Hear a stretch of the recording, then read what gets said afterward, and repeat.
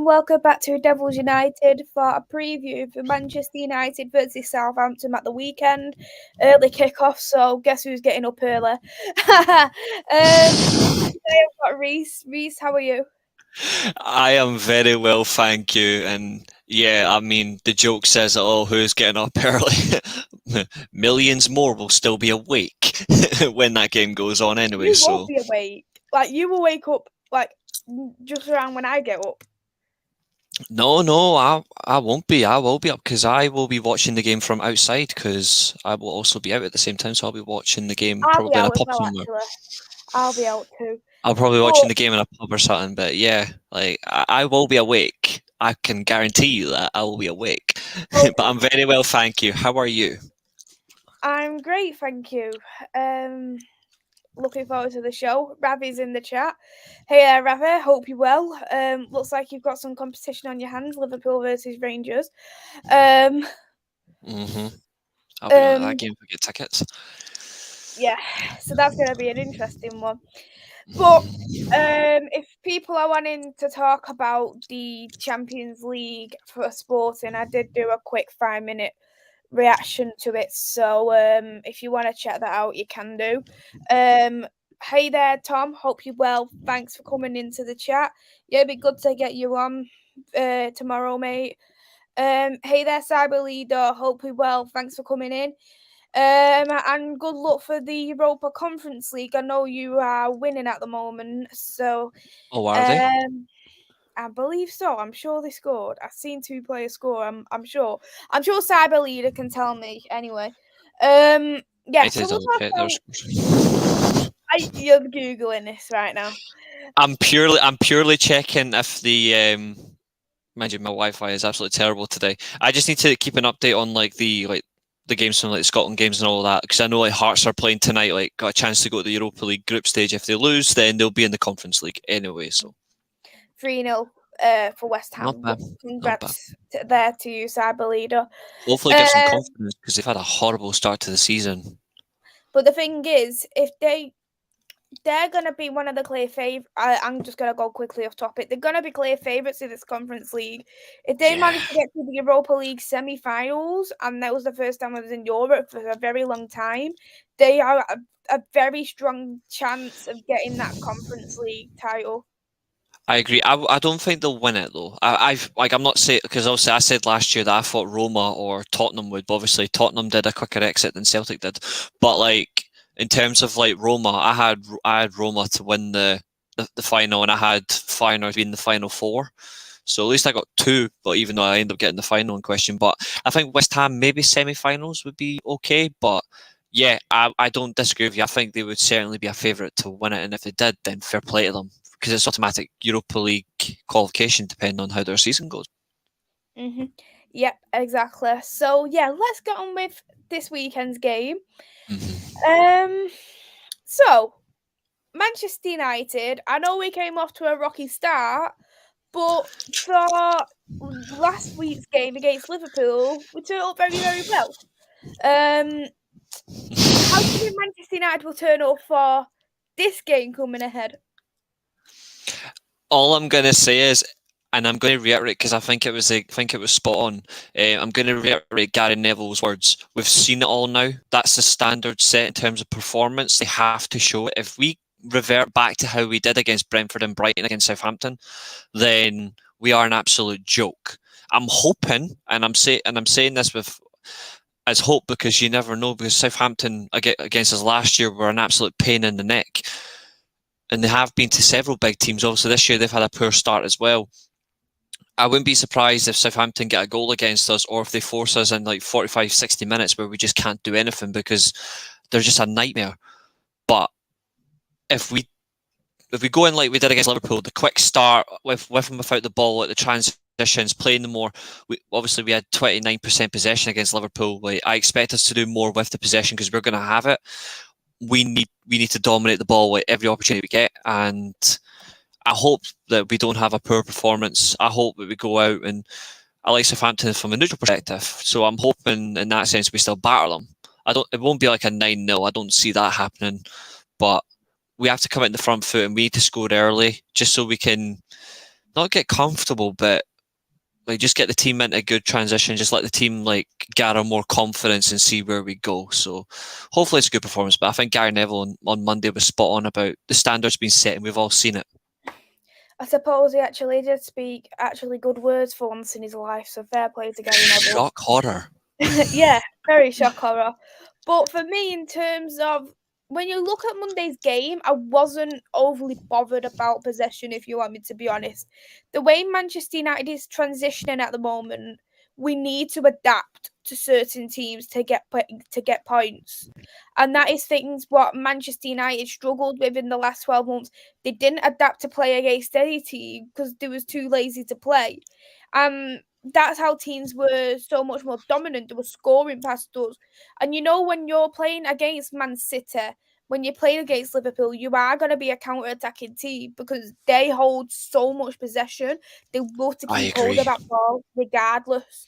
I'd say easily for the next 4 years, Manchester United need to be a counter-attacking team against them. Against Liverpool and City, I would say so. Yeah. I think, and I'd even say it would be the same against like if it was in Europe against PSG, against Bayern Munich. I'm not just saying in terms of no, I looking away agree. from the Real Madrid Premier as League. well. I think that about Europe as well. Yeah, even if we got even the current Barcelona team, which isn't the best either, Barcelona would still probably have more of the ball than we would. I think Real Madrid would have far more of the ball as well. But I don't know about you, but I think for me personally, I don't know what people in the live chat think, even rival fans. But if Ten Hag sticks around for such a long period of time, and we are a counter-attacking team against Liverpool, for example, not Man City, because I expect Man City to dominate the ball because they are far ahead. But in the next 3 or 4 years, if we're adding more technical players that are really good at keeping the ball and we are good passers of the ball, I don't know about you, but I'd feel insulted being a counter-attacking team, say maybe 2 or 3 years into the Ten Hag project against Liverpool. I'd say for this year and maybe next year, but in years 3 and 4, I would expect us to dominate Liverpool with the ball.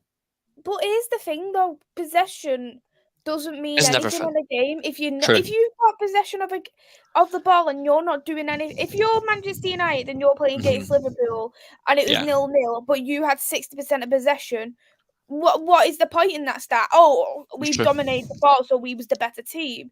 No, Yeah. you still got a draw. You still got the same amount of points as Liverpool coming out of that game.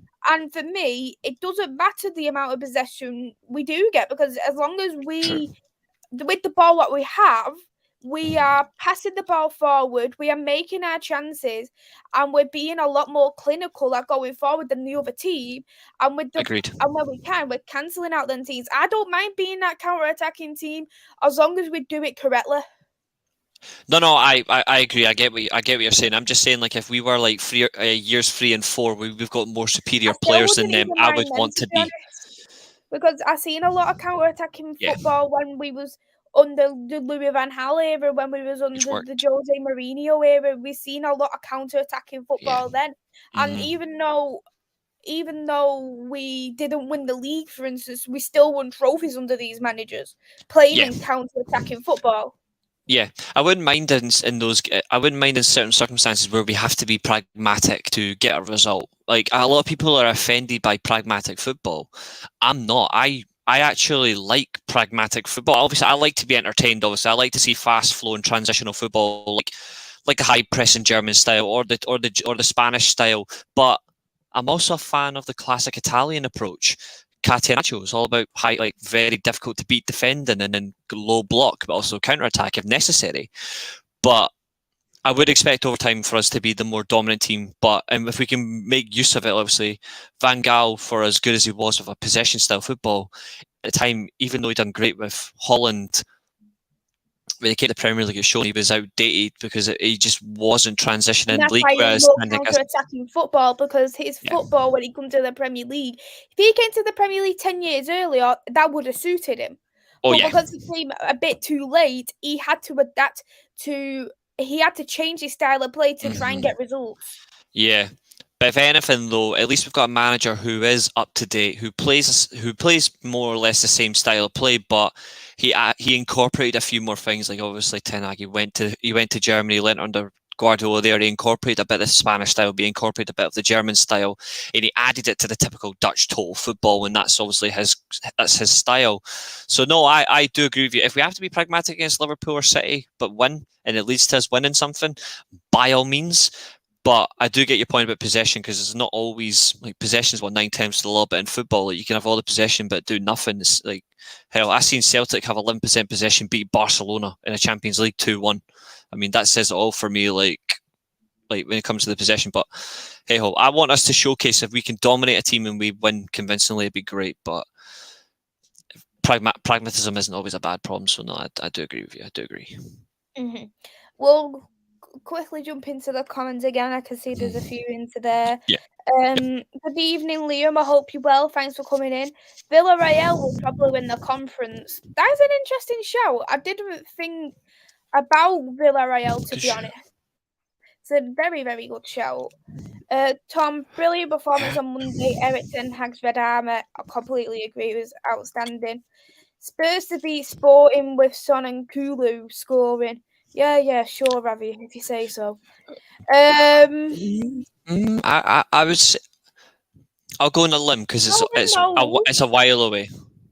But the thing is, nobody knows coming into a Champions League game. Would you have expected Real Madrid to be beaten by Sheriff last season? No.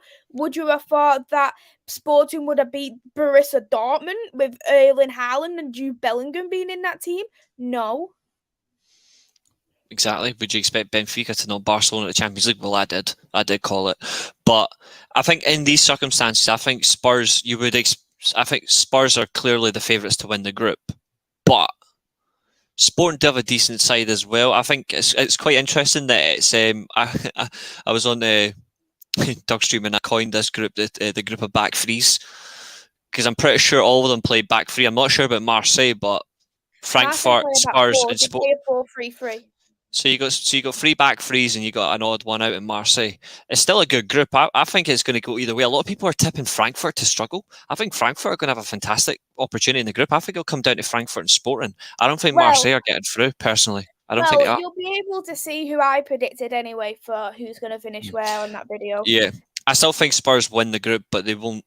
I don't think it'll be as comfortable as beating Sporting. I think it'll be 2 draws. I haven't been biased anyway. Good evening, Kai. Hope you're well. Thanks for coming in, and congratulations on the Europa Conference League playoff win. I'm sure you're probably happy. Blowing bubbles. And I mean, you say Scamacca is clear of Nunes. I like that, because you're absolutely right.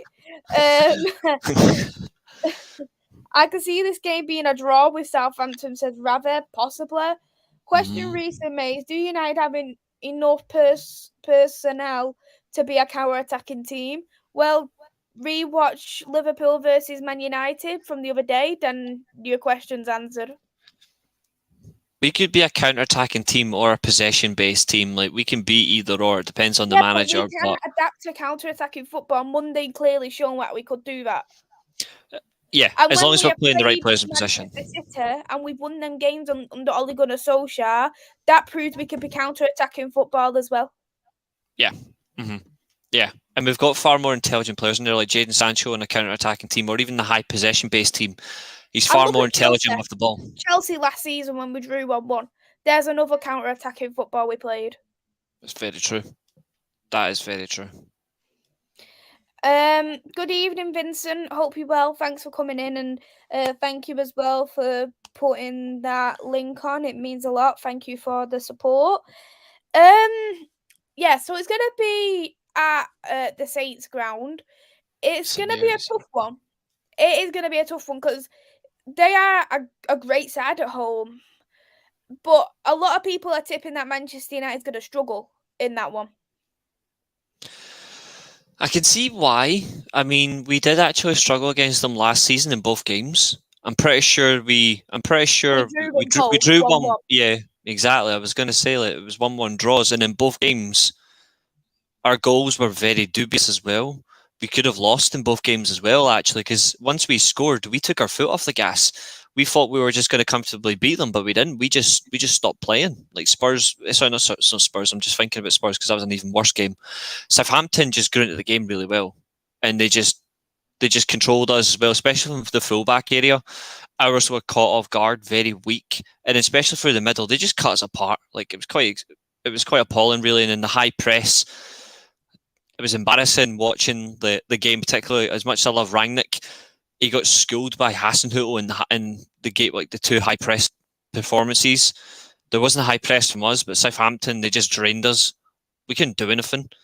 And we were just very fortunate to get a point in that game. And Southampton I would say they felt cheated in the game at Old Trafford when they should have won.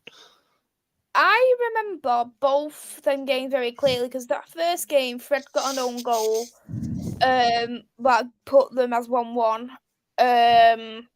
And that was when Fred and Matic played with each other in that midfield for the first time.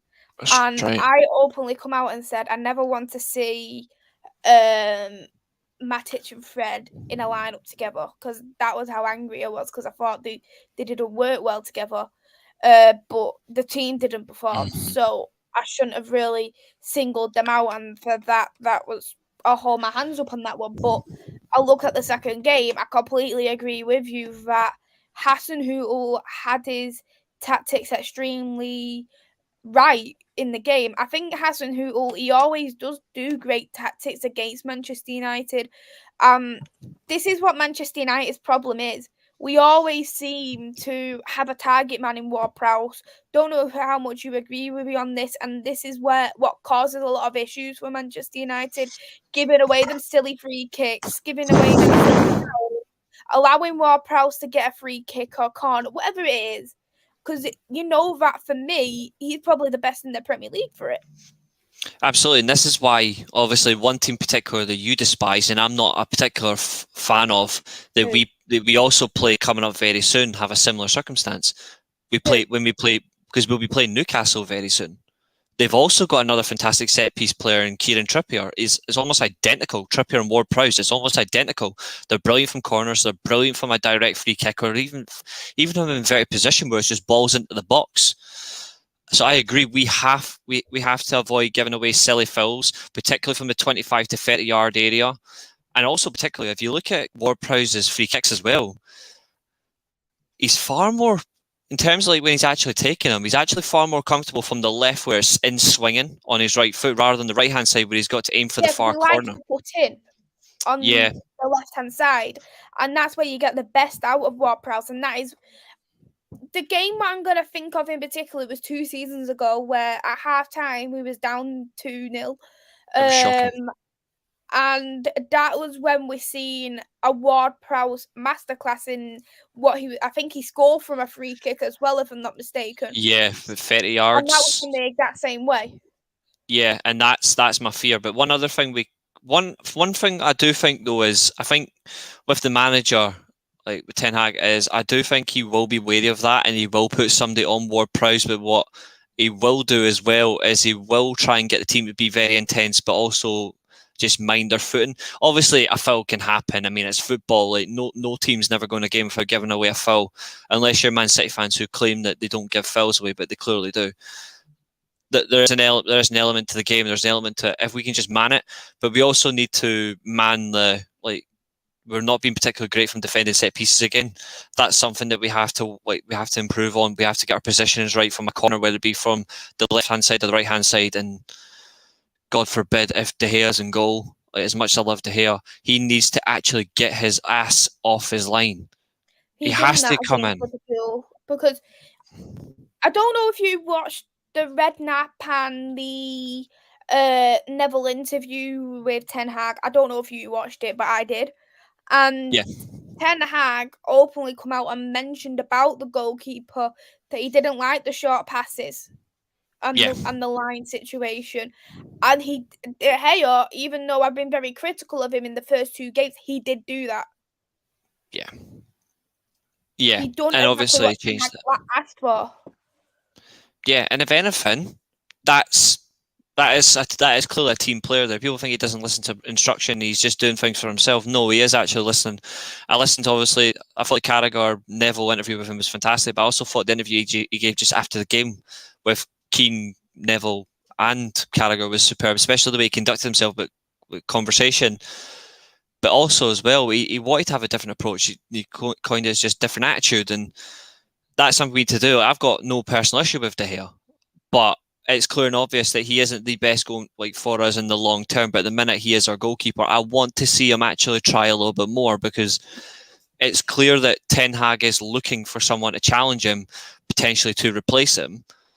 If he doesn't buck up his ideas, if he doesn't come the 5-6 yards advanced position off his line, starting position, or if he doesn't claim a cross when we really need it because it can affect us, then rightfully so he should be dropped. I wouldn't drop him for Southampton though, but against Southampton, I still want to see him do a little bit more where it really does matter, because shot stopping, yeah, fair enough, but I want him to be a little bit more in this game, because they will be coming at us from all different angles. We need him to be focused, just like our back four. I'm not just going to put all of it on De Gea, because that's not fair. I expect the back four. I wouldn't do that, but I do also think that in 95% of the goals we conceded in the first 2 games were at fault of De Gea's. Yeah, definitely. I agree with that. I agree. We'll quickly go through a couple more of the comments as well. Good evening to Delboy. Hope you're well. Thank you for coming in. Vincent's gone for a 5-0 for United if we don't wear that green shirt. What's wrong with the green shirt? I think it's just because of the I think it's just because of the camouflage. People are comparing it to '96 with a grey shirt. Okay. Hey there, Marcus. Hope you're well. Thanks for coming in. Vincent, you jinxed it. They're definitely going to wear the highlighter green kit. And I like that picture you uploaded anyway, Marcus. Very, very nice. And they are going to be wearing that green kit, though, because Southampton is the home team, and the white and red. Our home shirt is white, red, and our away shirt is white, so we'll be wearing that green shirt. Yeah, it'll be colour clash. I'm hoping that when we go and play the Saints, I'm hoping that it'll be, excuse the language, but I'm hoping it's pissing down. I'm hoping it's raining. Wrong with that green shirt. It's a nice looking shirt. True, but in the sun at Brentford, we got schooled. You didn't like that shirt. You didn't like it. I'm not a fan of it. But you liked it. I'm not a fan. I don't like it. Sorry, that was my thing. I'm not a big fan of it. But it was clear against Brentford in the sun. It clashed very poorly with the grass. I'm not making much exceptions. But it clearly shows we didn't work. I would play the shirt only if it's in horrible weather or terrible skies. Yeah, well, it matched, and it was unfortunate. The grass was darker. It's a nice looking shirt. It's a real nice looking shirt. I'm still gonna do it. All right, I'm still gonna make the. We get questions all the time. I'm just gonna do it anyway. I still got to. I still think it's a nightmare. I would have preferred a black shirt or a blue shirt for the season as the third kit. Oh, I would have preferred a blue shirt, but it's a nice looking green shirt. It's my favourite kit out of the ones. That won't change. Which players for Southampton do United need to watch out for? Ward-Prowse, Shea Adams, because he always puts on a good performance against Manchester United. Livramento if he's available. I think even a Rebo, because if he gets into them tight spaces, he will do wonders. But it all depends regarding where he plays for me. Is there any players for you? I would have to say a Rebo as well. Obviously, watching the Guinness Book of World Record holder last year, every single game he played in last year, I know full well just how quality he is. I would have to say Che Adams as well. I would say if he is available, I would say Livramento, Ward-Prowse. I'm going to say another one because I really do rate him. I think he's a good player. Gineppo, the left-sided winger. I know he's young, but he's not the best of players, but he does have pace and he does work really hard for Hasenhüttl. He's another one for me. He's an absolute nightmare. I've got no fear when it comes to Armstrong because he just sucks. I don't think he's that good. Sorry, Southampton fans, but it's the truth. I don't think he's that good. I thought he would have been good for them after the season he had at Blackburn, but it's clearly shown he's not cut out for the Premier League. But I think we should take confidence because they don't have a big, as good as Che Adams is, they don't have a big threat like Broja. I'm lucky. I think we're lucky that they didn't get him back for another year on loan or permanent. I'm actually kind of glad that they don't. But other than that, I don't think there's anybody else really that they can say. I mean, they've got 2 physical centre backs, so whoever plays, whether it be Martial or whether it be Ronaldo, or who knows, he might play Rashford again through the middle.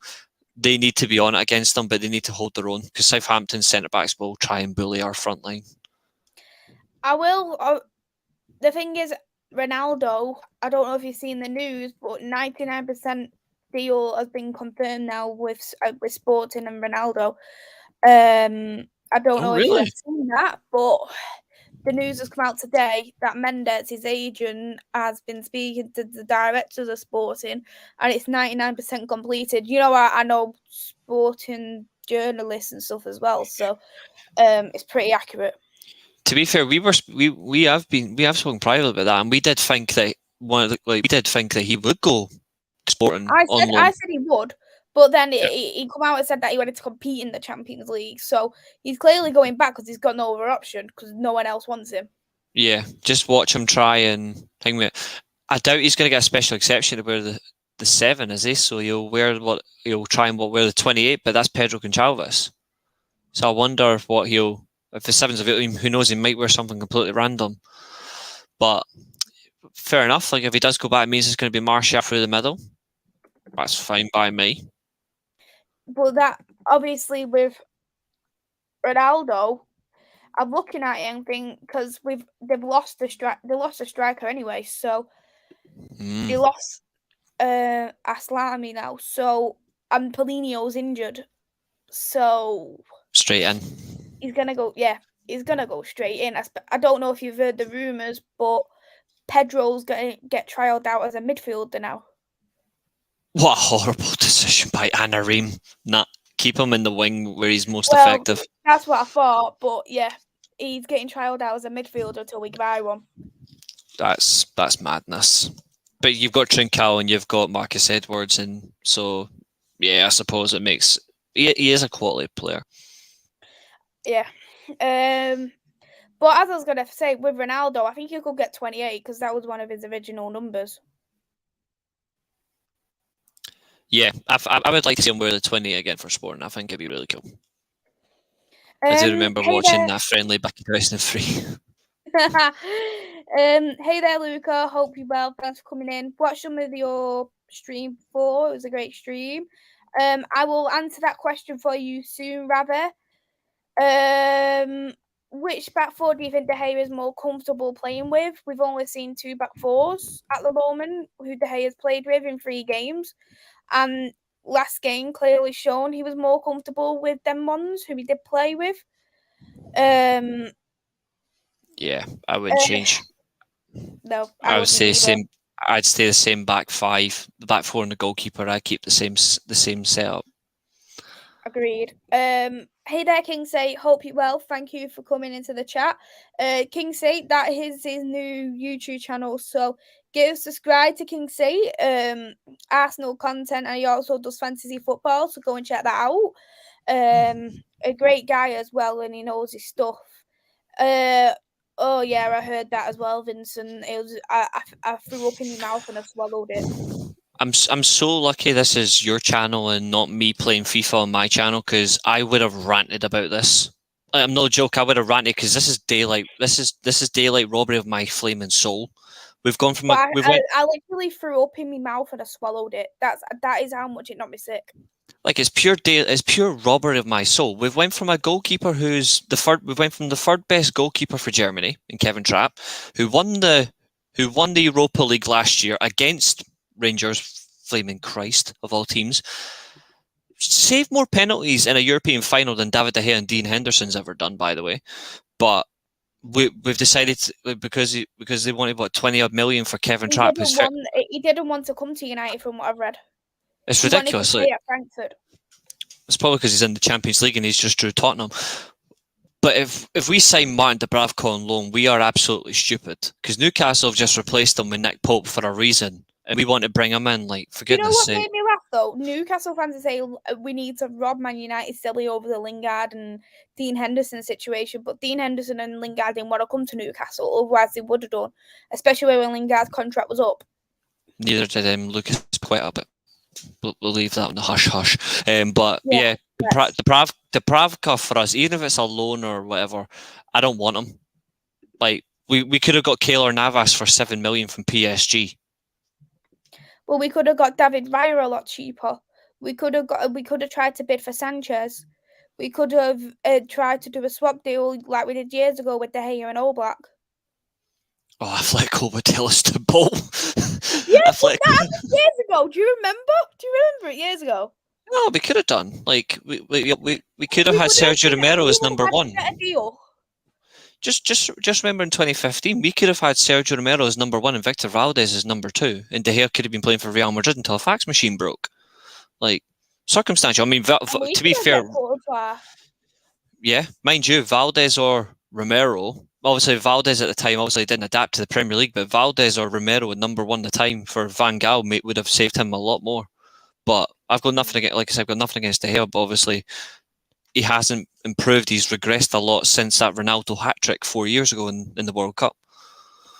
We are where we are meant to be. And yeah, I do second that vote for her.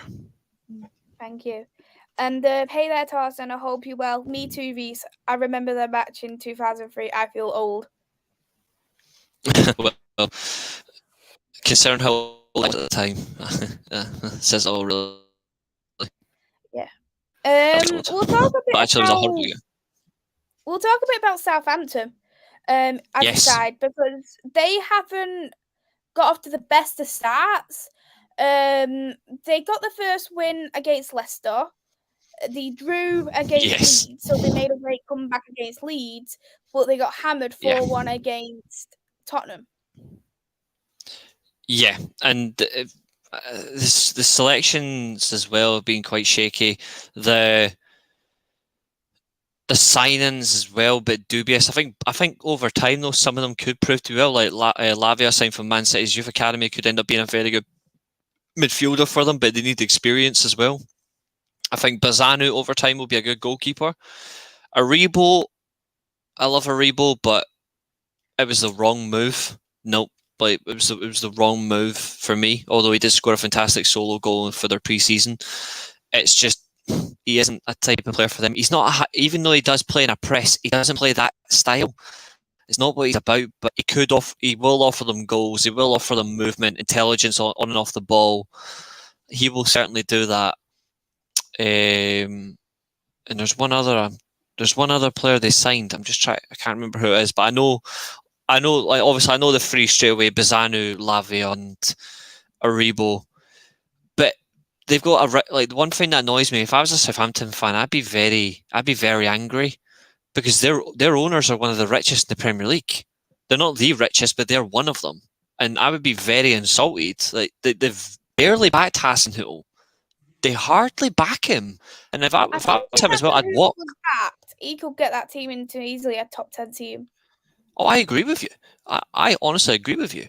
But it's a damn shame. Southampton are just happy to be a club that just stays in the Premier League, develops good players, and then sells them on for big money, and then they do nothing. If I was a Southampton fan, I'd want to enjoy.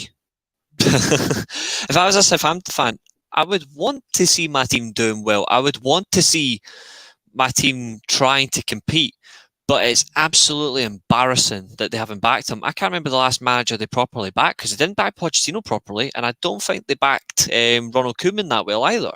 Like, it's just a reflection of how crap their ownership is. The last good academy graduate to come from Southampton was James Ward-Prowse. Like, that says it all. Their last good youth academy graduate. I believe he's in his prime now as well. What, 21? Just kidding. Not 21. Who had me on? I'm mugging the situation of prime players. Yeah, he is 27, 28 now, isn't he? Yeah. I don't know how old he is. He is a quality player. I do like James Ward-Prowse, but I feel sorry for him as well. Like the way Southampton are going, like from a neutral perspective, I do like watching Southamptons play football. Like they're entertaining, but Ward-Prowse, he could have been playing for like a Tottenham, or he could have been playing for Newcastle or Leicester. He could have been in those clubs where they would have been higher up the league where he'd be playing slightly better football. But Brendan Rodgers and Leicester are a dead partnership anyway. Like that's dead for me, I think. But the point still stands. He could have been, or he could have been at Arsenal. I think he would have. I think he would have flourished under Arteta in that sort of playing style as well. He could have been a very, very lethal threat for him from a set piece, which obviously they do need. But he's also going to be priced out, obviously, because he's English and he signed a very long-term contract. He did sign a 5-year extension, didn't he? Did, yeah, he did. I agree with Liam's point as well. We always get option B, C, D, E, you know, what Manchester United are like. But yeah, in terms of Southampton, they're an unpredictable team, if you want me to be honest. I actually did predict them to get their first win against Leicester. I predicted a 4-0 loss in the Tottenham game. But I didn't predict them to get a draw. So, you know, with Southampton, they can turn up. But it's not down to Hasenhüttl for me, but I think he is on borrowed time based off how the owners are. And from what I've been hearing, he's supposed to be losing confidence. The players are supposed to be losing confidence in him. Yeah. It's a shame, really, because he's been such a good manager for them. He could, like, and I've said this before, people that mug him off like over the 9-0s, you got to bear in mind in those 9-0 games, he had 2 players sent off, and like obviously it was 2 players, but it was 1 player each game. But it was really player off in 45 seconds or something. It was less than a minute against us, and then the other player got sent off on like the 70th, 80th minute or something like that. Yeah, exactly. But people are trying to say, oh, he's a bad manager because he lost 9-0. Like, a red card can change everything. We've seen it ourselves, like what a red card can do. Like, I think people need to give him a bit of respect. He could have lost his job, but he's consistently turned over good results for Southampton. You don't get the respect you deserve as a manager by beating Manchester United, taking points off Liverpool, beating Manchester City, beating Chelsea at one point, beating Arsenal. Who else has he done? He's actually beat. I think he's beaten all the top teams, and he's beaten Tottenham as well. Like, he's done all that in his space of time at Southampton. But he's one of the first people everyone says every season, "Oh, he's getting sacked." He deserves some respect. Like, he deserves some respect for what he's done as a manager. Like, I've always liked him. Like not just because of the fact he managed in Germany or he managed in Austria, but I like his approach to football. If I'm not mistaken, got Southampton to like Europa League spot in like his first year. I know that was Ronald Koeman did that. I don't know whether if it was him in his first year, because I know Hasenhüttl came around 2018. Let me have a look at the 2018. I'm not. I think they got close. I'm thinking too earlier. Ronald Koeman got them into Europe with their highest points. I'm thinking too high then, because I'm looking at I'm looking at the 2018 season when he came. No, I've obviously overthought it. I think the best he's had is, I think it's 10th or 11th is the highest position he's had. But apparently he's such a bad manager. These are people that don't watch football, in my opinion. Like, these are the ones that don't watch football. He's a good manager. If he was at a club like Arsenal, if he was at a club like Chelsea, if he was at a club like, hell, even Tottenham, where he would have far more resources, he'd have far better quality players, you would see why he got the job from Southampton in the first place. Because he works really well with whoever he's got. The only reason he's losing the dressing room is because the Southampton players are just short of confidence. And they don't think they're going to turn things around. I feel sorry for them, but unfortunately, it's a fact of life. Every football club has a cycle with a manager. I want him to go and get a better job. I would like to see him get a bit, like, I think if Gerrard, Lampard, or Brendan Rodgers get sacked, exactly. If either one of those 3 gets sacked, Aston Villa, Everton, Tottenham. Sorry, not Aston Villa, Tottenham, Everton. There'd be very good jobs for him. Even the Leicester job, I think he'd do well at Leicester. But it really does depend on what they go for. I said Tottenham because obviously that was before Conte. I think he could have been a good option for them beforehand. Yeah. But no, I think he gets so much disrespect. I love his style of football. It's so intense to watch. Yeah, I looked at the best record Hasenhüttl has had, That was in the 2019 season. He finished 11th place, 15 wins, 7 draws, 16 losses. Scored 51 goals, conceded 60, having a minus 9 points, a minus 9 in goal difference. I think Danny Ings scored well over 20 goals that year as well. I think Danny Ings was close to the That Golden was when Boot. Danny Ings was at his best and he made it into the England squad. Yeah, he is a decent striker. I do like Danny Ings. Like, I do like him. And I did say at one point, funnily enough, that if he had no connection to Liverpool and we need the backup striker as a third choice, I would have had Danny Ings. Third choice, I wouldn't have him as a starter, but I've always liked him. But on the back of it, yeah, since then they've just had nothing, and they can't seem to replace their best players with any good quality. They never learn, and it's because of their ownership. They just don't want to spend on their manager. I don't know why. But he is good enough. I mean, this is the manager that got Leipzig second behind Bayern Munich. Like he did that. This is a guy that won a cup and a league and cup double with Salzburg. He done really well in the Europa League with them as well. He got them to the semi-finals. Like, this is a man who deserves respect. And if I think at the end of the season, I hope, like, if he stays the whole season with Southampton, I hope he walks. I honestly hope he walks and finds something different, because I feel sorry if he gets sacked by Southampton. They're pathetic. Well, yeah, they are pathetic if they do that. 100%, I agree. Before we do, of course, talk about one last topic about Man United, which probably everyone was been waiting for, I wanted to touch on a bit with the Southampton's player, which they signed, which you are a big fan of, which is Aribo. On how do you think he's been for Southampton? Do you think he's going to fit into that Southampton team? And do you think he's been used properly? I think at the minute he hasn't, purely because Hasenhutl's brought him in from a team that, although it's a high press, it's a different type of high press. It's high press with possession, whereas him is high press with the counter-attack involvement. I think Aribo, you could build a midfield around him, and it would work really well. But at the moment, I don't think he has personally been used properly. But I think as a 10, as an 8, or off the right-hand side where he can cut in his left foot, he's perfect for them. If he uses them as a striker, then they're screwed. If they use him as a false 9, then that works, because he's very clever. You could play him as a false 9 off the striker, but personally for me, I would play him as an 8. I think he's far more incredible, and in a way, I really like how he moves, because there's times where he really has to, where he will put the pace on, and it's hard to catch him because he is quick, but he's also very physical. But obviously, I watched every single game he played last year, 63 games in all competitions. He's a world record holder. Like that's his record. You know a lot more than me about Aribo, and you know I've obviously started watching Rangers last season. I've probably watched 8 games, probably. I don't know.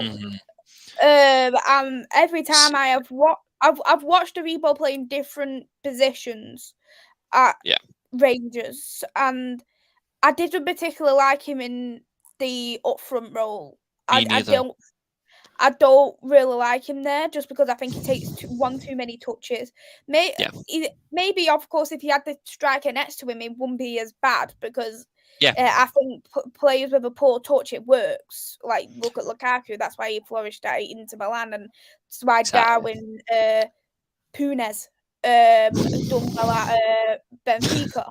You are right, though. You are right, to be fair, yeah. That's why then kind of players do well with 2 at the front. And but the thing is, Aribo is not a striker. He's not a false 9 player, so he can't necessarily be used there and get his true potential. Yeah. Obviously, so clever. better than myself, but I've preferred seeing Aribo in the 10 role than the 8. Yeah, and he played there. I've preferred him in the when you played a 4-2-3-1 for Rangers. I preferred him in the 10, and I preferred playing Kamara in the pivot. Yeah, no, I don't disagree with you. I like that at times. So obviously, there was times when we played 4-3-3. We played Lundstrom, Ryan Jack, Aribo, and then at times it would be Jack, Ramsey, Arfield, Aribo as the false 9, and he played the false 9 in the Europa League final, and he opened scoring as well, with very intelligent movement as well. Very hard to stop him. Calvin Bassey, I miss him like crazy. Best player on the pitch in both cup finals. Like, set him up beautifully. Aribo's movement in and around the box. Aribo, by the way, I don't care what anyone says, Aribo walks into the top 6. He walks into the top 6 teams. Like, may not as a starter, but he walks into those squads for how good a player he is. I think he offers serious quality. What a lot of players don't have, what Aribo has, his IQ is very, very good on the ball. He's always one step ahead of a lot of the teams on the opposition. Same. And that's why I think he's so clever in that midfield, especially when he's got space. But I think he's great when he hasn't got space as well, because he can find that bits of space and he uses it well. And that's why I prefer him in that 10, because he's got that free movement to go anywhere he wants. And, whatever he does have, he does very, very effectively, which I don't think he gets in that 8, and he doesn't get in that 10 as much. Yeah. I mean, that he does offer 8 that. and 9.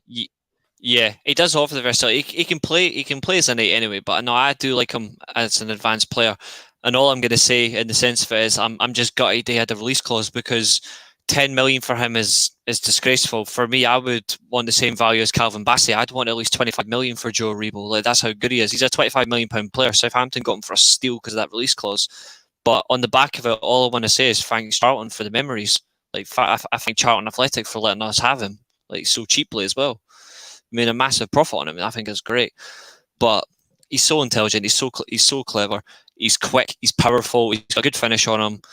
He's left foot, like, people when he has the ball, like, I'm not saying he's Messi level. I'm never saying that. But when you watch Joe Aribo actually play with the ball at his feet, it does look like the ball is stuck to his foot. It is glued. It is hard to get the ball off him. You have to physically take him out. And 6'5", very, very strong human being. It's not easy. So I'm not saying he is Messi level. He never will be. But when he does have the ball at his foot, it does look like it's stuck to his foot. Like, that's how good he is with the ball. I absolutely adore Joe Aribo. He's phenomenal. Mm-hmm. Question from Rabbit. I'm not too sure. It just depends on how we do come into the game. I think if we do it, maybe 20, 30 minutes, maybe. Yeah, I'd say so. I would say so. Yeah.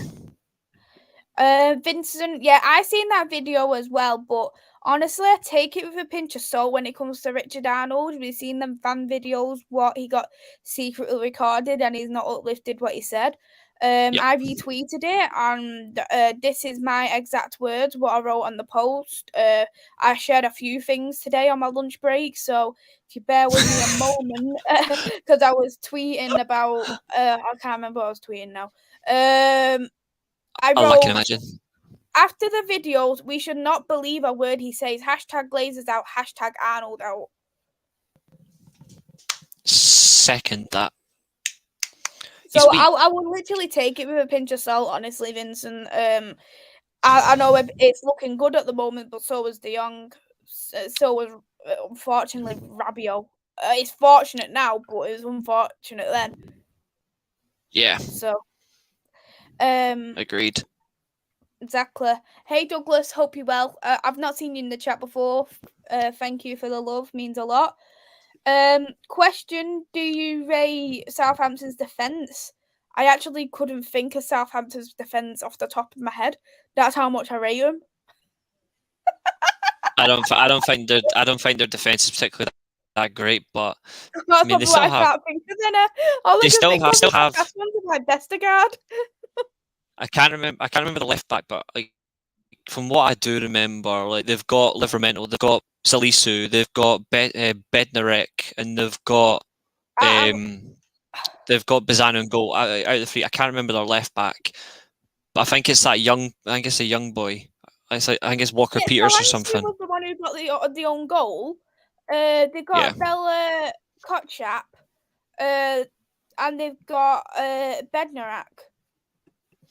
Kyle Walker Peters, I like Kyle Walker Peters. I rate Liverpool. Yeah, though I rate Liverpool. I think he's quality. I think he's tidy on the ball. Mm-hmm. Kyle Walker Peters is a really nice player. Yeah. Tarsen's asked about your opinion on the Southampton goalkeeper. Bazzanu was on loan at Portsmouth last year. He's Manchester City goalkeeper, came through their academy. He is a very commanding goalkeeper. He does come off his line, does claim crosses. He is good with his feet. Relatively inexperienced at the top level, though. I mean, the highest level he has played, obviously, was with Portsmouth, so that's League One. But Man City were very quick to let him go, and they replaced him very quickly with Stefan Ortega, who's a fantastic goalkeeper from Arminia Bielefeld in the Bundesliga. Similar goalkeeper, except he's 5 years older and he's far more experienced. I think that was the right call. Bazzanu, I do like him. I like Bazzanu. I think he'll be a good goalkeeper for Southampton, but all I'm going to say this year, I don't think he's going to have a great season overall in terms of numbers, but I think you will see him have some good performances that'll give him confidence. But other than that, I think he's decent. I think he's a decent goalkeeper. It's just it will come down to experience over time. But fair play to him for at least giving a chance, and he's getting first team football as well. So he's only early 20s. He's early 20s, so that's another good thing for him. And another thing as well, he's Irish. Mm-hmm. Lovely. I love Irish. Keep up content. Thank you, Luca. Southampton leads 2-2. Tottenham 4-1 Southampton. Leicester 2-1. Yeah, thank you for that. It means a lot. It's not how I pronounce it. It's my slick man accent. I could sing like Oasis for you again, but I've lost my voice like Liam Gallagher. What are you shaking your head at? You didn't even see it. But yeah, I watched it back. Thank you. Do you want me to get the glasses? Yeah, I watched it. Yeah, I watched it back. Go on then. No, I can't be bothered. I can't be bothered getting up. No, you already said it. You may as well now. You may as well now. I mean, No, I'm wearing your favorite. I'm wearing your favorite 90s Man United player. I think you owe me a little bit of that. Come on, wear the shades. No. Shocking. Yeah. So before we go on to our score prediction and wrap up, one player for Man United who signed, Casemiro. Do you think he's going to make a start? I don't know if he is going to start, but I do think he'll play. I really hope he does start, though, because I would like us to just have the full control of the midfield. He is... Nah, nobody wants to sing Ellerton. No one does. Sing. Yeah, no one wants to either way. Nobody does. He'll sing it to me backstage with his beautiful Scottish singing voice. Carry on. Either way, I absolutely love Casemiro. For me, he is one. In terms of like defensive midfield positions in football, there's only. This is no disrespect to Kanté. I think Kanté's a fantastic player, but I don't think he's in the best right now. I think the only two right now for me that are the best is Casemiro and Kimmich, and I will take that to my grave. Like they're the best. They're the two best defensive midfielders in football for me. But Casemiro, like the fact that we've got him, 30 years of age. People are going to cry, bitch, and moan about age. But frankly, it's experience. It's a winner. It's somebody who still has his dynamic ability. He is still quick. He hasn't lost his pace as well, which is good for us. He is a born winner. He is a leader. He's very familiar with the vast majority of the players in our squad, so he'll settle in. But also, the one thing it does do as well for us is it lets us play with more freedom with the ball, and particularly from the back four. They've got a defensive midfield player there that can screen the defence, or he can start attacks as well. So if anything, I'm really glad. I hope he does start, but if he doesn't, I'd like to see him come off the bench. But if it were up to me, I would start him. A lot of people have had mixed opinions. Some people said why tamper with something what worked. Some people said bring him in straight in. But in a kind of respect, I will love Casemiro to start. I think he'd do brilliant if he started. He's still fit. He's still fully fit because he's been training with Real Madrid. But he hasn't been training like a Ten Hag kind of play. But Ancelotti is still a very stern, great manager. You look at Scott McTominay, for instance. the way he played, does he deserve to get dropped in that last game? No. I would still drop him, but no. But I know no, you would, but you're right. I would drop him purely because in games where we've got more possession of the ball, he isn't particularly great. But we're not. I think that the possession's going to be quite even in this game. Could be. It certainly could be. I mean, there's no two ways about it, but we'll see. I don't mind if he starts or comes off the bench. I don't particularly mind. I just love to see him, and I did like the little interaction he had with Roy Keane as well before the game where we beat Liverpool. But yeah, it was all fun and good, of course, to see that interaction. And I did obviously do an edit of it, and I put past meets future. So it was great to do a little homage to that. Keane meets Casemiro, so it's great. And it's the first proper midfielder like Keane we've had in a long time. We haven't had a midfielder like that in years, and it's about time to have something like that. Even though we had Matic, I love Matic, we Same. still missed that defensive midfielder because we got him too late for me. Mm-hmm. Yeah, and unlike Matic, Casemiro is far quicker. He is far quicker. That's not Matic's fault. It's not Matic's game. He's not a fast player. Whereas Casemiro Matic isn't a defensive midfielder who is quick. He's one of them who likes to stand in front of the centre backs and do the work no one wants to do, basically. Yeah, exactly. Whereas Casemiro could either be the destroyer type for us, where he just batters everybody and starts to play, or he could be the creative linchpin. He can do that for us in either way. And the good thing is now for the manager is depending on opposition, the manager's now got a choice where he can play Fred. He could play Fred and Casemiro as a pivot. He could play Fred, Casemiro, and he can play Fernandes as a free. He could also play Casemiro, Eriksen in the pivot as well, because that did work really well against Liverpool as a false six. Eriksen, he can do that. He could also play Eriksen the 10. He could do so many options. If we got Casemiro's playing, we got him to his best, and Bruno still couldn't get to the same Bruno, drop him as we've seen in the first 2 seasons, would you be worried?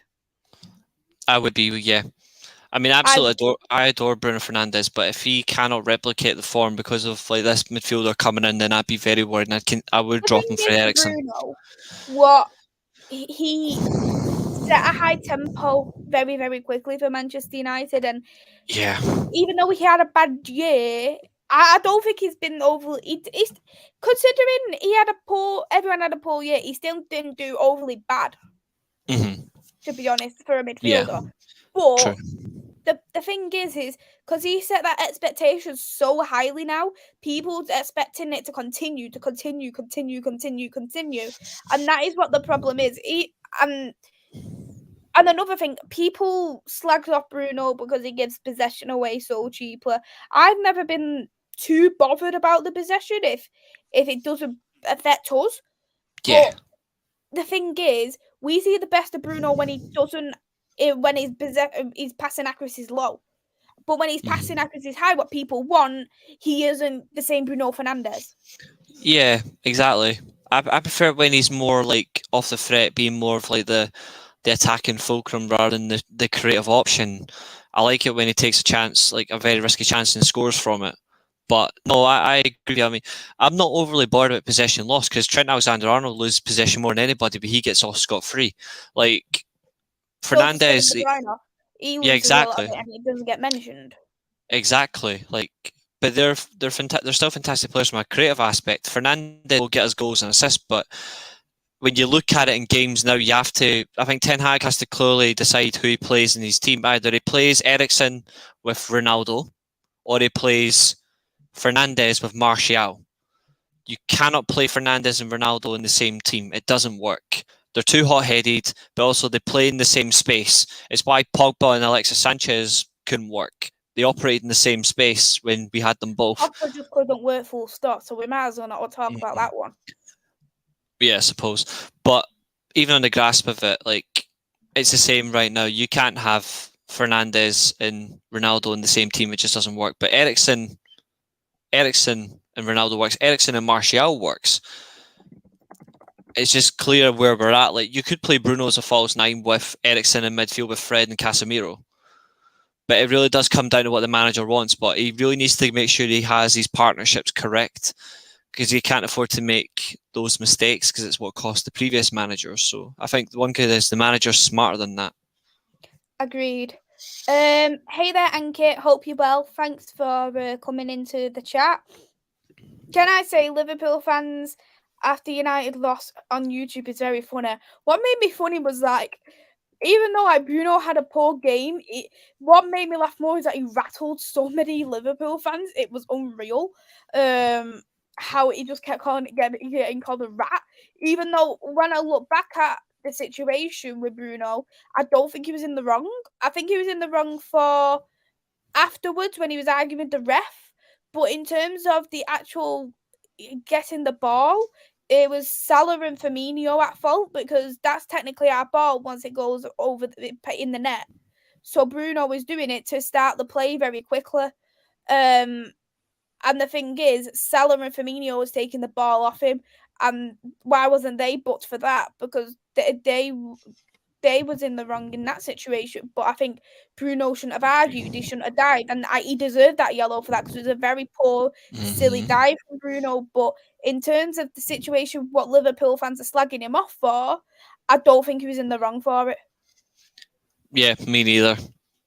I agree with you I completely agree with you, and it's reflective of where he is. And I thought it was hilarious, like the shithouse. I was laughing at Bruno. I was like, well in, mate. I was absolutely laughing on, but just they choose to ignore one situation in their favour. That's what they do. Yeah, I agree. I look at it, you rat, you rat. I was like, you know what? It just makes me love Bruno more that he just rattles fans like this. Yeah, I just love it. I love him, but in circumstance where if he doesn't adapt or he doesn't improve, then like any player, I would drop him. But right now, we have no better an option at the moment, because Eriksen, for me, he's done well in the 8, and he is very good at possession, which is why he needs to play in the 8, because he's the best midfielder for that. And we need possession type players in that number 8 role. If we had a possession based midfielder, I did put in a poll about would we take Ander Herrera back, because he's on a free, because PSG terminated his contract. No, he's not anymore. Not anymore. No, he's rejoined Athletic Bilbao with Ernesto Valverde. Oh no! He has to save Athletic Bilbao paying a transfer fee. Ander Herrera gave up 40% of his wages at PSG to go back to Bilbao on a free. 40% of his wages.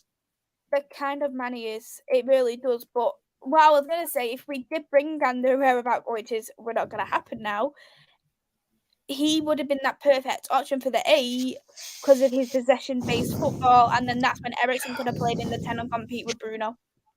Yeah, I do agree with you. And it would have given us a lot of dynamism in the midfield, even though he is in his 30s. It would have still given us dynamism. People moan about ages all the time, but age is just a number when it comes to a footballer. It's how they play. Herrera would walk into our team comfortably. He dropped, as much as I love Fred, and as much as I don't hate McTominay, I just don't like at times how he plays. Ander Herrera walks in over both of them. Like, I think our midfield, if Bruno was inconsistent, our midfield would be Casemiro, Ander Herrera, Eriksen. I really do think that. I think it won't happen now anyway. But getting rid of Herrera, but that's a story for another day anyway. Yeah. Hey there to him, Ashu. I hope you're well. Our defense should be good enough for creative plays like Bruno. Don't be scared to lose the ball. Bruno losing the ball over Fred losing ball in our own half, and that is what annoys me about Bruno when he does things like that. Yeah, I agree.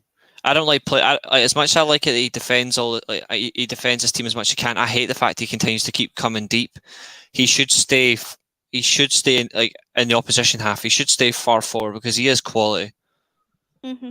This is a comment. What Ravi has said is what reflects on a lot of it's not just Ravi's opinion, it's a lot of opposition fans' opinion. I've never known anyone outside of Manchester United who actually rates Ander Herrera. And I think you need to be, you need Ander Herrera to be at your club to see the kind of difference he makes in that team. Because our team has not been the same since Ander Herrera has left. That midfield has not worked since Ander Herrera. He's always played for the badge. He's so welcoming, so greeting. He's so humble. He's a great representation to the dressing room. He's absolutely amazing to the fans. He won the Player of the Season for Manchester United, won it over David De Gea when David De Gea won it so many times in a row. He was actually one of the players that helped us get a victory against Chelsea a few years ago, and that's when he did win the Player of the Season. The way he plays is a bit like Nunes, how he played at Sporting. That's how, for me, Ander Herrera played at Manchester United. My personal opinion. I'd say Wijnaldum as well when he played for Liverpool.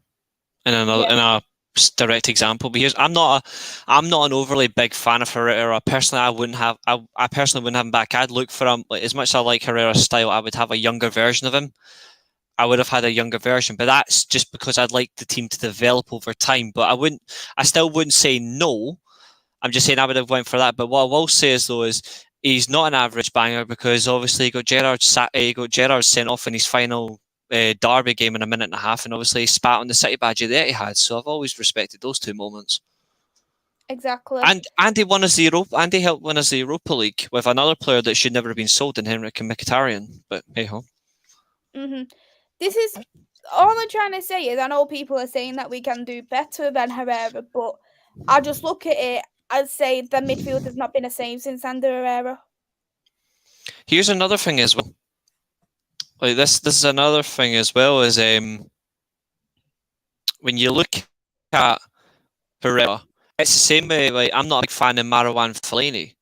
I'm not a big Marouane Fellaini fan, but the guy gave me the best 18th birthday present when he scored the header in the derby when we beat them 4-2. We beat them 4-2. It shut my parents up, and it was fantastic. And when he headbutted Sergio Aguero, that was another. Yeah, exactly. But like, he was a perfect Plan B option.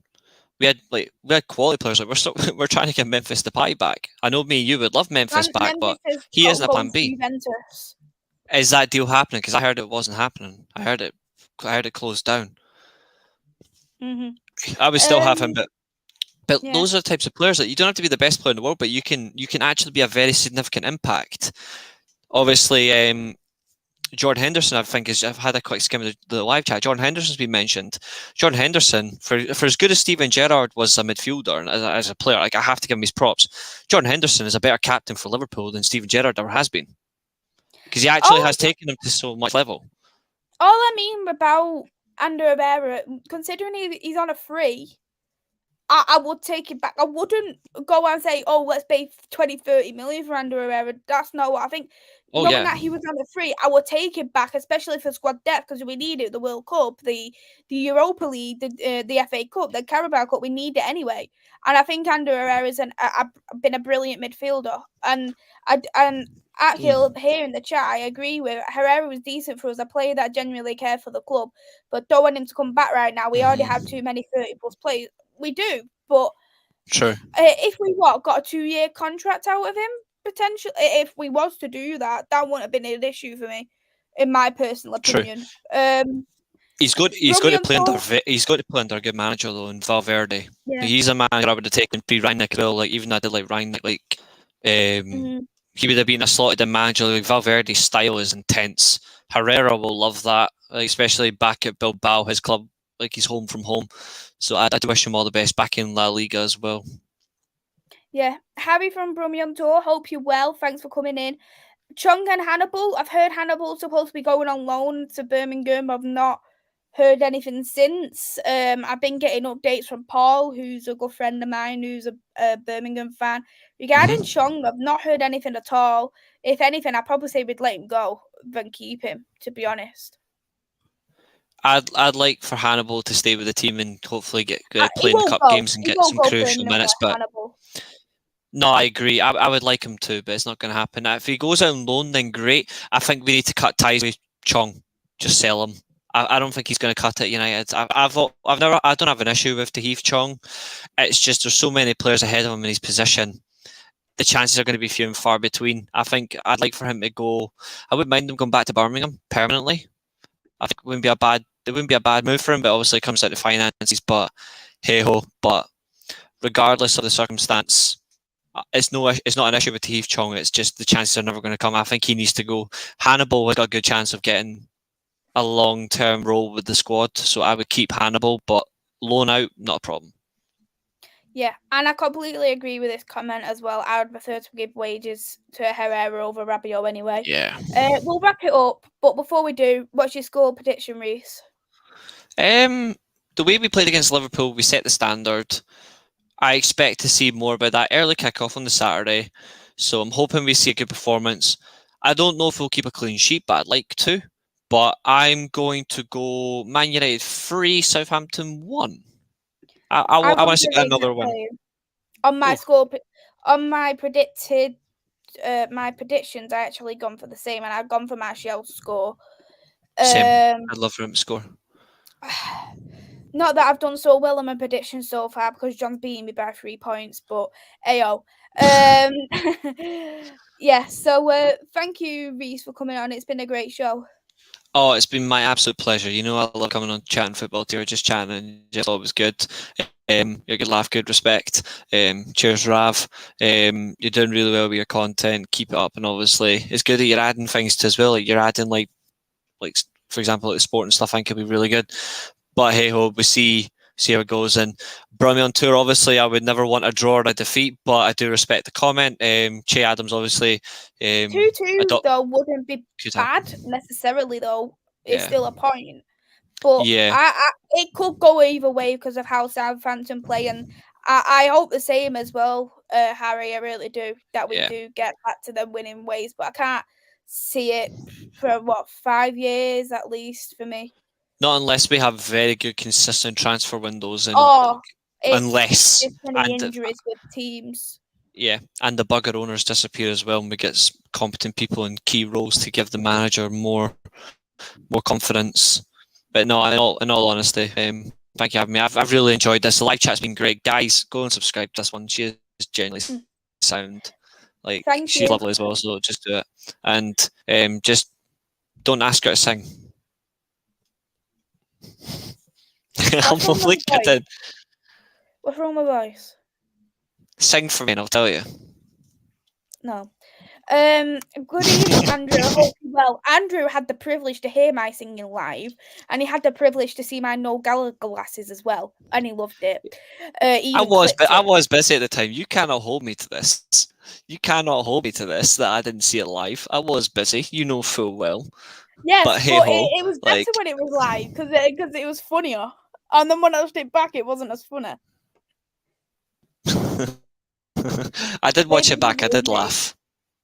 Maybe because it was I didn't find it funny, but probably, dear, probably. I did watch it back and I did find it funny. It was good though, but I just found it funny. I literally thought of it off the top of my head, so yeah, yeah. Reece, would you like to shout out your channel? Yeah, I appreciate that. Thank you. It's Devil's Rising on Twitter, of course, and of course, Devil's Rising is on YouTube and Twitter. And all in all, for me, it's the importance of just enjoying content. I don't do content for clicks. I don't do content for overall quantity. I just do it for quality. I'm on 250 subs, but honestly, I would be okay with 0. Like I don't care about subs. Like, you know me, it's just about having fun. That's why I do my channel. But I should be back on there over the weekend. But all in all, I'm happy with it, and I'm glad to do that. And obviously, I like to help with other channels as well, like yourself. So because it's good quality. I prefer the smaller but more involved channels than the bigger ones who I feel just aren't as involved with their live chats as you are. I prefer those types of channels. So I do appreciate you giving me the opportunity to come back on. It's always a good laugh with you, Maze. Thank you very much. And same to the live chat as well. Thank you for being a great audience. Thank you. Yeah, Reece was in Doug's channel before. He got dressed up just for me, Reece. What a lovely, lovely gesture to do. Hey there, Rich. Hope you're well. Thank you for coming in. Maze lol, this isn't the Wizard of Oz where you can tap your red shoes and make the glazes disappear. I thought you wanted your owners out.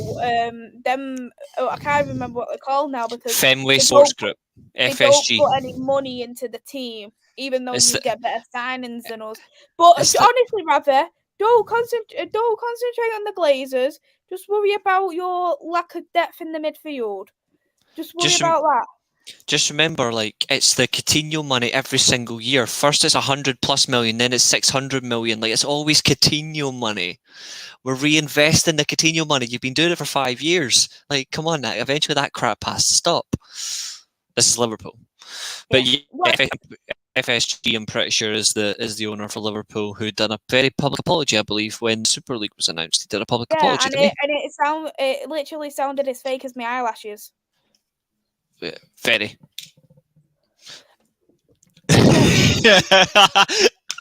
I'm only kidding. They are lovely, to be fair. Thank you. Me and Reece went for the 3-1 for Manchester United. I'm surprised you've gone for a clean sheet though, because I can't see it being a clean sheet, to be honest. Yeah, so we'll wrap it up here. Thank you all for coming on. It's been great. As I mentioned earlier on, I did do my reaction to Sporting's group in the Champions League, so go and check that out. It's only a 5-minute video. You can watch it when you're on the toilet, you can watch it in bed, watch it whenever you want. It doesn't matter when, however, but you'll get to hear my reactions to that. I'll be next live again tomorrow with a transfer show. It'll be a bit later on that one though. Got nothing much over the weekend. May potentially do a watch along. I don't know yet. Just have to see. But thank you, Reece, for coming on. I've put your link in the description below, so if you haven't already, go and subscribe to Devil's Rising on Twitter, on YouTube. Go and give him a follow on Instagram as well. I still need to decide what I'm doing with my Twitch. I really want to do more on my Twitch, so I'll plug that as well. Reece_lightning 1997.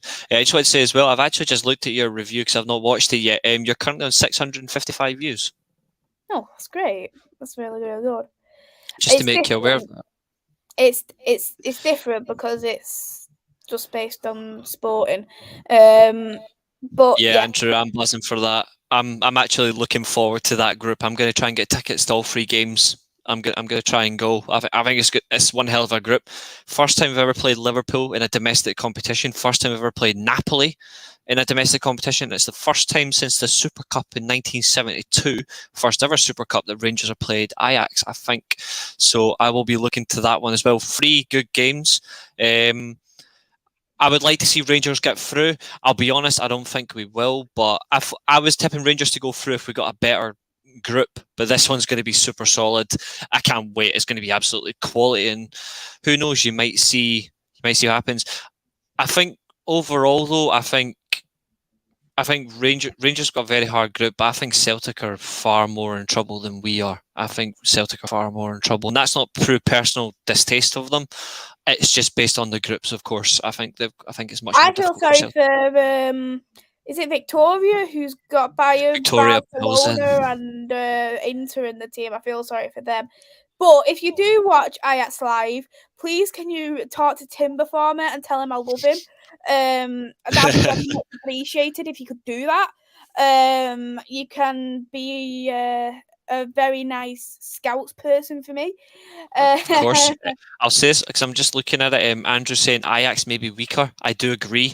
I also think their manager's quite spineless. I think he's quite spineless with some of his recent post-match stuff. I think Napoli are going to be an interesting one because Napoli have started the season on fire in Serie A. They've scored 10 goals already, conceded only 2. Very fast. Ndombele scored a fantastic goal. Scored a fantastic goal as well. I think overall in the group, you would expect, pains me to say it, but you would expect Liverpool to win the group. But it's not going to be as easy as they had it last year. I think Liverpool will drop a fair few more points. I'm looking forward to the Milan group as well. Chelsea versus AC Milan is going to be absolutely fantastic. That's going to be good. But overall for Rangers, I'm happy with the group. That's 3 tough tests. Italy, England. It's 2 really good leagues. It's 2 really good countries. Yeah, it's 2 really good countries to try. And obviously Holland. We've just beaten Eindhoven. How funny would it be if we beat PSV to qualify and then we beat Ajax in the Champions League in the group stages? Like, I think it'd be great. Either way, it's wonderful, and there's no easy groups this year. Definitely no easy groups. I know, because Sporting's going to smash it. They're going to win every single game, and Paulinho's going to get a hat-trick for every single one. I really wanted Club Brugge to get AC Milan because I wanted the Kettler to go back to Belgium and score a hat-trick, but that didn't happen. There's some... I will say, though, I do feel sorry for Victoria Pilsen. I do agree. Their group is absolutely devastating. If I was them, I'd be devastated. I think the entertaining group for me is Group D, Frankfurt, Sporting, Spurs, and Marseille. I think that's going to be the easiest. I'm going to be concentrating on, and if I can get the shows for Sporting for them Champions League games, I will do watch-alongs for them. So you can watch out for them on the channel as well. City that'd be good. Yeah, I might do a few watch-alongs on my channel. I don't know. I've never done one on my own before, so it'd be new territory. I've always said I'd consider it. I never said I would 100% do it, but I would like to do that. Even if I'd done like streams with, like, say, Doug or Jack for the Liverpool games, like it'd be nice. All in all, I'm just looking forward to it. But I'm still sticking by who I've said to win it. I still think Bayern Munich or Real Madrid are the favourites to win the Champions League. But all in all, it's going to be great. I'm just having a look at the results now for other games. Hearts are still drawn 0-0 with Zurich, but they had a player sent off. So at the minute, with 18 minutes to go, Hearts are going out, but they'll go into the Conference League group stages. They will go into the group stages, which is okay. Nice and Maccabi Tel Aviv are actually in extra time. They are in extra time. 9 minutes to go, 1-1 on aggregate, and they've also had a player sent off. So it looks like Nice or Maccabi Tel Aviv could be going out. That'd be really good. Young Boys have beaten Anderlecht after extra time. So there's some really good results there, and obviously Villarreal as well. Villarreal are winning 6-2 on aggregate against Hajduk Split. They're winning 2-0 right now, but it's 6-2 on aggregate. That's a really good result for them. I'm shocked they're in the Europa League. I'm very shocked. Conference League. I'm very shocked. They shouldn't be in there. They should be in the Europa League or the Champions League. It'd be interesting. We'll see how it all gets on. We'll Absolutely. keep an eye on it anyway, 100%. But yeah, I will wrap it up. Thank you so much, Reece, for coming on, and I'll see everyone all tomorrow. It's goodbye from me, goodbye from Reece. Take care. Bye-bye for now. Bye, folks.